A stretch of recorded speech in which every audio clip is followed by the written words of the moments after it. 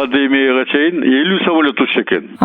Жумасына ошол. Жумасына ар бир региондончу жана 21 региондон ошону элестетип көрсөңөр, албетте 5 эсе аз болуп атат. Мурун болсо 50 эсе, азыр аркы жумада 10 эсе ушулуп ушинтип атат. Азыр 5 эсеге жеткирдик. Биз үмүттөнүп атабыз, ушу сентябрда ачылып кетсе депчи, сүйлөшүп атабыз бул маселени. Ушуну тактап сурайын дегем. Эл арасында ушу 1-сентябрдан ачылат деп атышат да. Бул демек такталбаган маалымат азырынча. Такталбаган маалымат, анткени биздин ушу коронавирустун абалына жараша болуп атат да.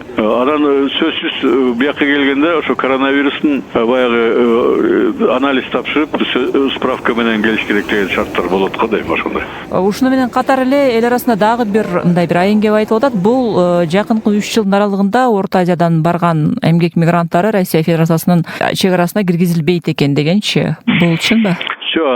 Бул чындыкка жатпайт. Негизинен бүгүнкү күнгө чейин андай норма жок. Бир эле жанагы кара тизмеге киргендер киргизилбейт, ошол маселеси. Калганы азыр эми биякта дагы ар кандай саясатчылар ар кандай бирөө колдоосу керек мигрант десе, бирөө кайра кысыш керек деп атпайбы, угуп атасыңар да. Россиядагы буякта негизинен ачык айкын көп нерсе айтылат эмеспи. Ошол себептен бул жерде ар кандай пикирлер жаралып атат, бирок мен ойлойм андайга барбаш керек. Анткени мисалы бизге мигранттардын Кыргызстандан келген ушу кыргыздар бизге керек деген кайрылуулар көбөйдү, жумушчу орундарды беребиз депчи. Анткени башка Орто Азиянын элдерине караганда биздин балдар тыңыраак, жумушту так билет.